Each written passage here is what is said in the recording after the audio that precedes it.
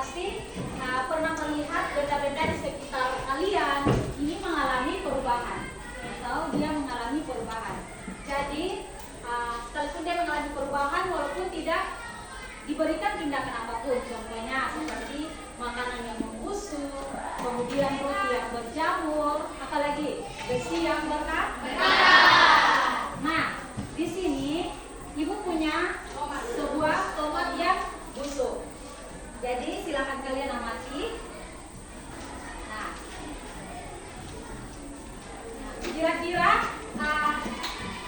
apa yang menyebabkan sehingga tomat ini mengalami pembusukan? Kemudian kira-kira apa saja perubahan yang terjadi pada tomat ini ketika dia membusuk? Lalu apa saja faktor-faktor yang membuat tomat ini sehingga dia mengalami pembusukan? Nah, jadi untuk mengetahui jawabannya hari ini, kita akan masuk pada pembelajaran hari ini tentang perubahan fisika dan perubahan kimia.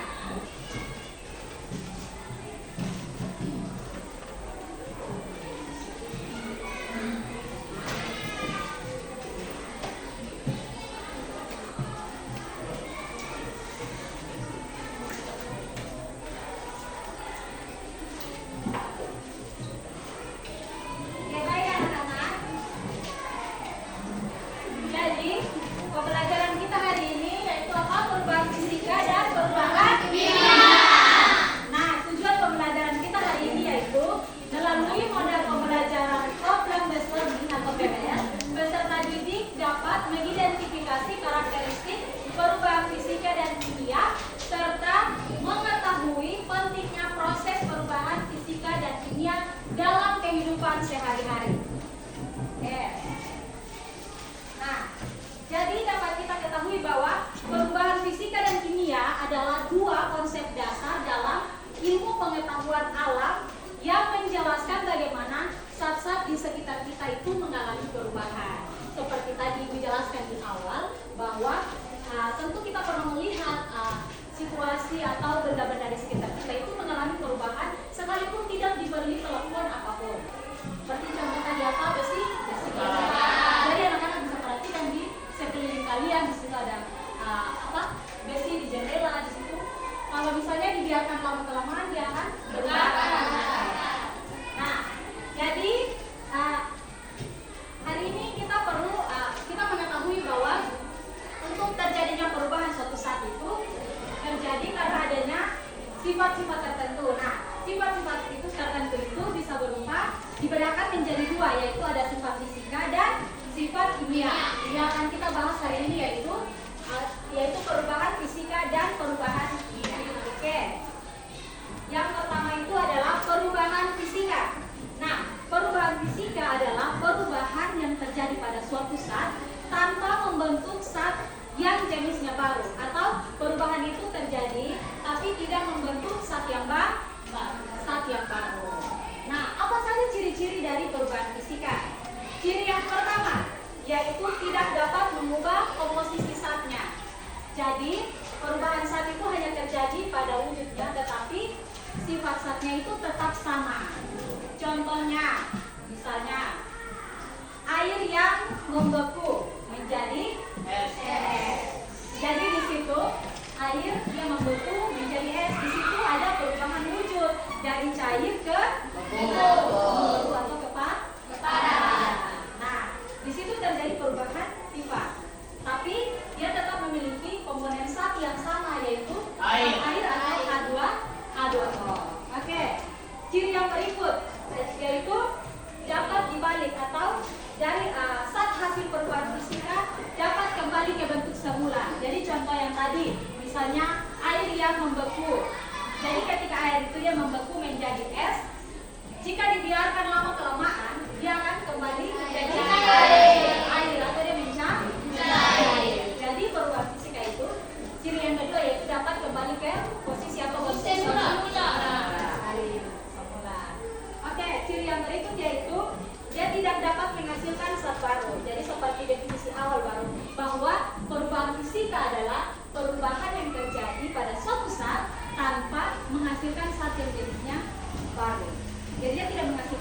dia tetap zatnya sama. Jadi yang berbeda itu pada bentuknya, ukuran, apalagi warna dan lain sebagainya.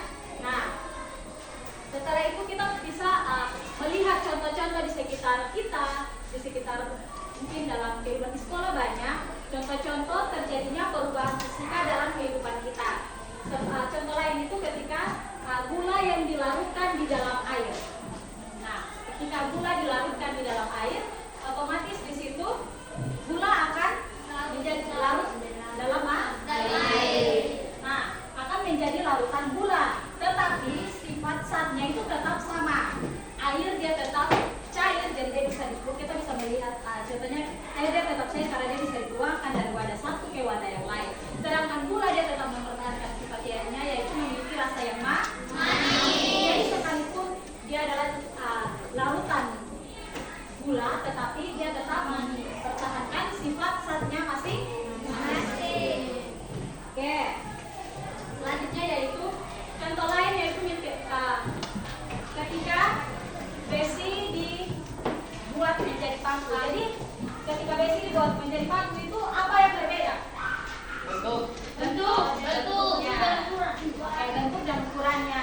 Jadi bentuk dan ukurannya beda, tetapi zatnya tetap besi.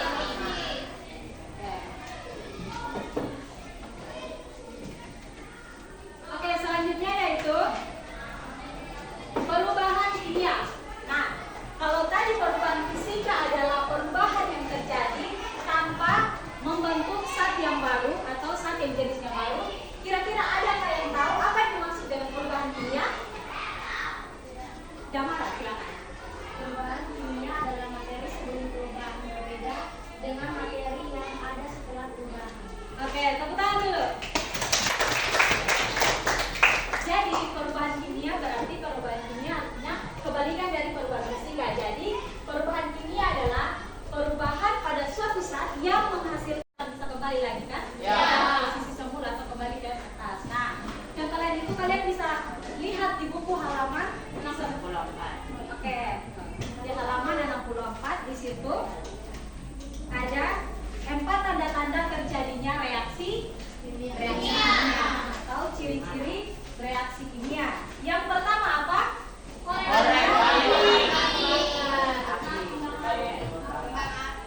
Yang A apa? Adanya perubahan warna. Di halaman 65. Ya sudah. Oke, di situ ada tanda-tanda terjadinya reaksi kimia atau ciri-ciri terjadinya reaksi kimia. Yang pertama apa? Ada perubahan warna. Ada perubahan warna. Nah, kalian bisa perhatikan contohnya itu seperti pada besi yang berkarat. Jadi ketika besi dia mengalami perkaratan, di situ kita bisa melihat dengan jelas perubahan yang terjadi pada warnanya. Jadi awalnya itu dia berwarna abu-abu. Lama kelamaan ketika mengalami perubahan karena suhu, karena oksigen, dia akan mengalami perkaratan sehingga warnanya itu berbeda. Menjadi warna kemerah-merahan. Oke. Nah, yang kedua yaitu terbentuknya gas. Jadi anak-anak bisa perhatikan pada gambar 2.19 itu adalah contoh reaksi terbentuknya gas. Semua sudah lihat? Sudah. Oke. Nah, jadi tanda yang kedua yang dapat kita lihat pada reaksi, di situ reaksi antar logam magnesium dengan larutan bening asam klorida. Nah, jadi itu dapat menghasilkan gelembung-gelembung yang ada pada gambar tersebut. Jadi di gambar itu terlihat dengan jelas ada gelembung-gelembung. Nah, gelembung ini merupakan hasil reaksi kimia antara magnesium dan asam klorida yang membentuk gas hidrogen. Sehingga dia di situ kita dapat lihat, kita bisa melihat bahwa ada terbentuknya gas. Oke. Kemudian yang ketiga, ciri yang ketiga atau 4A, tanda yang berikut ketika terjadi reaksi kimia ada apa? Ada perubahan energi. Sebelum perubahan energi ada apa? Terbentuknya gas. Nah, jadi kalian bisa lihat contohnya pada gambar 2.20, semua sudah lihat? Ya, di situ adalah larutan yang keruh yang menunjukkan adanya padatan yang tidak larut. Jadi apabila dibiarkan beberapa saat, maka padatan itu akan menumpuk di bagian bawah tabung reaksi. Jadi kalian bisa perhatikan ketika padatan itu dibiarkan atau larutan itu dibiarkan, maka akan membentuk sebuah padatan. Nah, padatan yang ada pada bagian bawah tabung reaksi itu disebut dengan endapan. Oke. Yang keempat, Ada perubahan energi. perubahan Energi. ada perubahan energi. Nah, jadi reaksi kimia lainnya itu juga menunjukkan adanya perubahan energi. Jadi reaksi pembakaran, contohnya itu pada gambar 2.21 itu anak-anak bisa perhatikan di buku. Jadi itu adalah reaksi perubahan energi, yaitu reaksi pembakaran logam magnesium. Jadi seperti yang ditunjukkan oleh gambar 2.21 itu ada cahaya yang sangat terang ketika terjadinya pembakaran. Kamu sudah lihat? Sudah. Di situ ada perubahan energi sehingga menghasilkan cahaya yang sangat terang. Oke, sampai di sini ada pertanyaan? Ada yang belum dipahami? Nah, berarti sesuai dengan penjelasan Ibu tadi, kira-kira jawaban dari pertanyaan Ibu di awal terkait dengan tomat yang membusuk, kira-kira tomat ini termasuk dalam perubahan fisika atau kimia? Kimia. Perubahan? Kimia. Kimia. Kenapa dia termasuk dalam perubahan kimia? Silakan. Tidak bisa kembali ke wujud semulanya. Tuh, ada lagi? Apa saja yang terlihat ketika tomat ini mulai membusuk? Warnanya tidak bisa. Oke, warnanya berubah. Apalagi? Tidak dapat dimakan. Rasanya Tidak dapat dimakan, rasanya sudah tidak enak lagi. Apalagi, ayo? Teksturnya lembek atau sudah lebih busuk. Oke. Jadi kita bisa melihat bahwa ternyata dalam kehidupan kita hari lepas hari, di situ ada banyak sekali benda-benda atau objek-objek yang mengalami perubahan fisika dan Kimia. Jadi salah satu contohnya yaitu tomat yang membusuk. Contoh lain itu seperti makanan yang sayuran yang membusuk, nasi yang basi, apalagi buah. ya buah membusuk, kemudian Susu yang menjadi masak. susu yang menjadi masak. Jadi intinya bahwa perubahan fisika itu dia terjadi hanya perubahan fisika itu adalah perubahan yang terjadi tanpa menghasilkan zat baru. Jadi dia hanya berubah pada bentuknya, ukuran. Sedangkan perubahan kimia adalah perubahan yang menghasilkan zat baru. Jadi contohnya tadi tomat. Jadi ketika tomat itu dia sudah busuk, otomatis dia tidak akan bisa kembali kepada posisi semula. Jadi dia akan busuk dan dia akan menghasilkan zat yang berbeda dari zat awal asalnya. Oke, sampai di sini paham? Paham. Ada pertanyaan? Tidak. Ada yang belum dipahami? Tidak. Oke, kalau begitu materi kita sampai di sini. Nah, untuk menambah pemahaman anak-anak tentang materi kita hari ini terkait perubahan fisika dan perubahan kimia, Ibu akan membentuk kalian dalam 5 kelompok yang terdiri dari satu kelompok itu 5 orang. Jadi 4 sampai 5 orang. Jadi silakan kalian membentuk kelompok dan Ibu akan memberikan LKPD untuk kalian mengerjakannya. Oke, silakan. Tadi.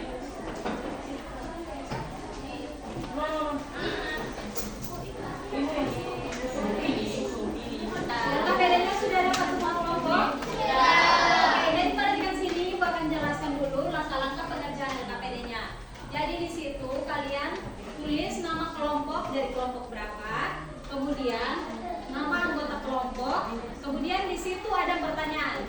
Nah, coba kalian perhatikan di pertanyaan nomor 1. Di situ pertanyaannya, amatilah objek yang diberikan oleh guru. Jadi objek-objek yang sudah Ibu berikan itu kalian amati dengan cermat. Setelah amati, pertanyaan yang kedua itu tulis pertanyaan-pertanyaan yang kalian peroleh setelah mengamati objek tersebut. Jadi kalian tinggal catat kira-kira dari contohnya tomat yang kalian amati ini, kira-kira apa saja pertanyaan yang mau kalian berikan.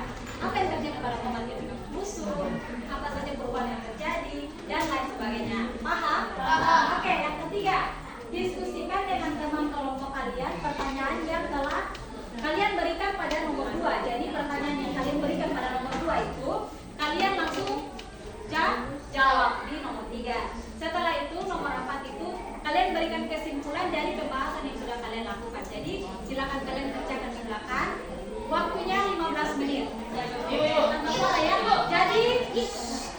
Jadi kalau ada yang tidak paham, diam, angkat tangan saja, nanti ibu ke situ. Bisa? Tanpa suara ya.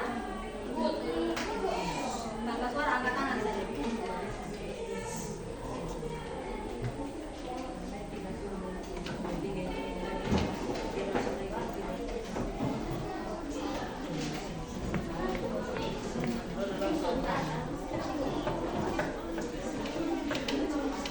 Oke, langsung jawab ya.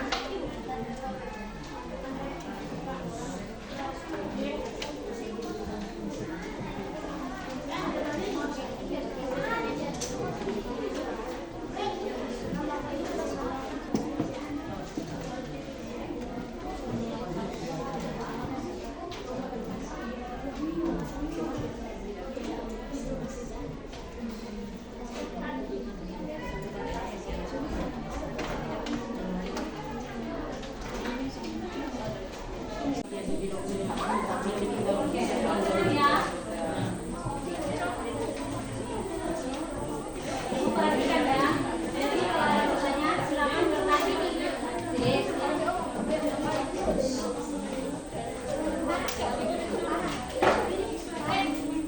Yang lain pernah juga?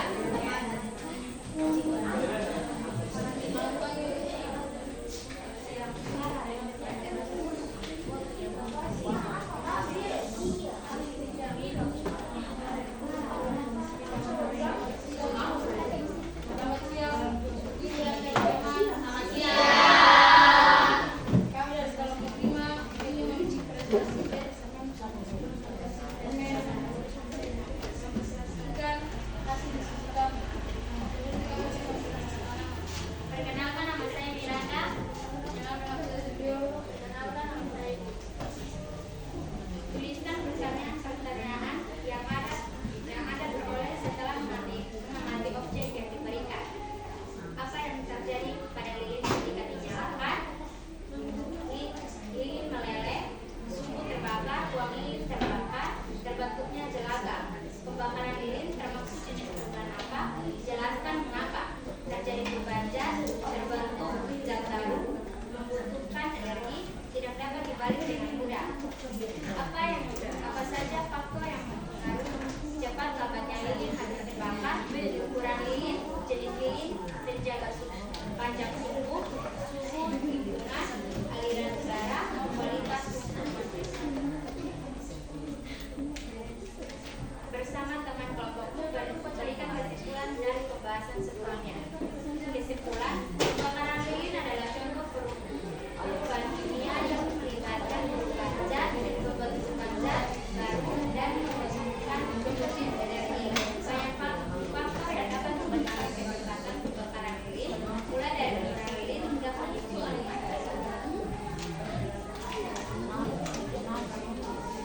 Sekian dari kami. Mungkin ada pertanyaan. Sekian dan terima kasih. Oke. Nah, jadi kalian sudah bisa melihat tadi, sudah dijelaskan juga. Tadi dari kelompoknya Miranda, lilin yang dibakar. Kira-kira itu perubahan apa? Oke, perubahan fisika. Kenapa dia dinamakan perubahan fisika? Karena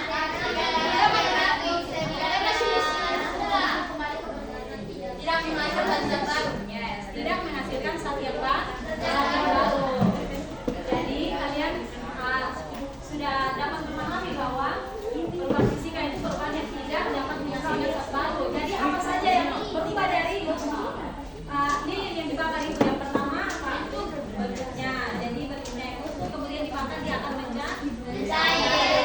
Apa lagi? Ya, apa? Oke, jadi di situ perubahan fisika itu dapat terlihat dengan jelas, ciri-cirinya itu adalah perubahan bentuk. Oke, kemudian kalau dari kelompoknya Eca, kira-kira itu perubahan apa? Kimia. Jadi seperti yang sudah dijelaskan oleh Eca dan teman-teman kelompok, itu contoh pembusukan buah itu termasuk dalam perubahan kimia karena dia menghasilkan zat yang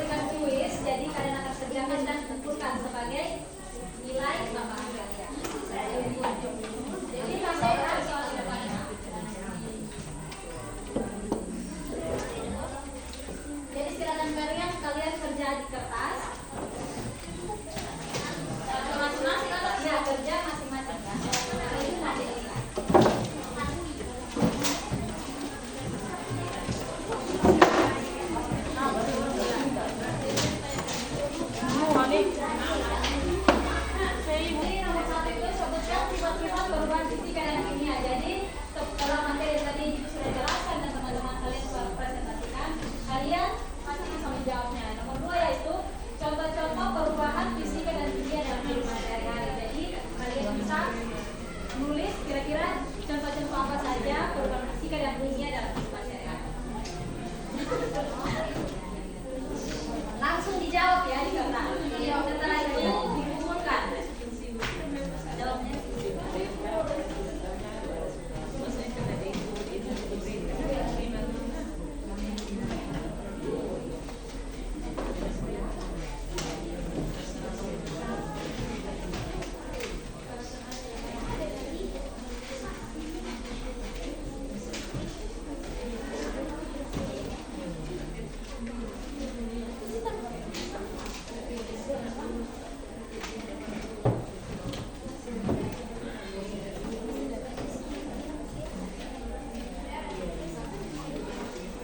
Oke, silakan dikerjakan ya. Kerja secara mandiri.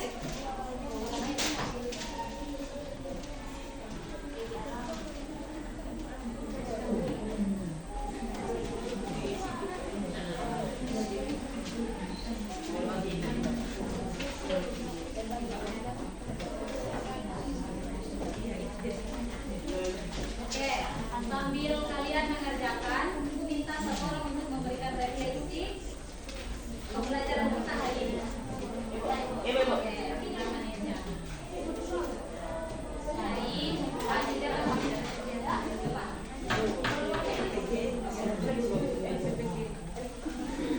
Oke, yang lain sudah siap, tadi ada.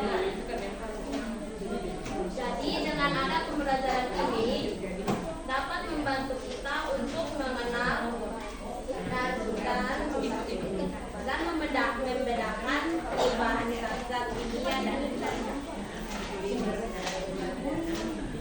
Jadi pembelajaran hari ini sangat menyenangkan karena kita bisa memahami perubahan zat yang di sekitar kita, baik itu perubahan fisika atau kimia. Jadi dengan ada pembelajaran ini dapat membantu kita untuk mengenal dan membedakan perubahan zat-zat kimia dan fisika. Tepuk tangan dulu. Wow, yeay!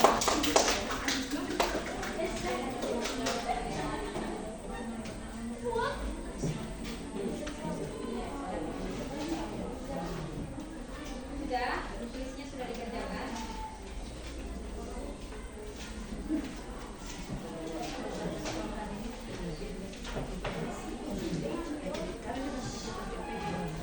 Jadi intinya kalian sudah pahami materi dari sini.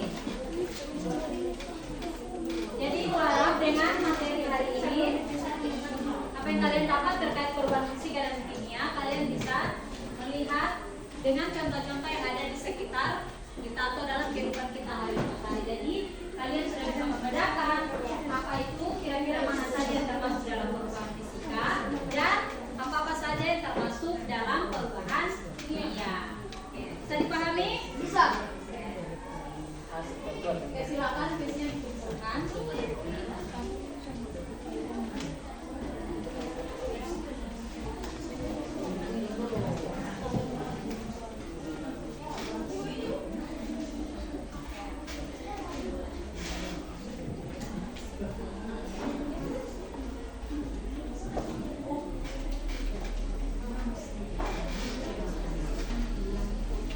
Baik, sebelum kita mengakhiri pembelajaran hari ini, jadi minggu depan kita akan lanjut materi tentang kerapatan zat. Jadi silakan kalian membawa catatan dan jangan lupa juga untuk belajar sebelum pembelajaran dimulai. Jadi kalian harus persiapkan diri kalian dulu supaya ketika ibu masuk dan mengajar kalian sudah memiliki gambaran. Jadi ibu tinggal menjelaskan dan menemukan kembali apa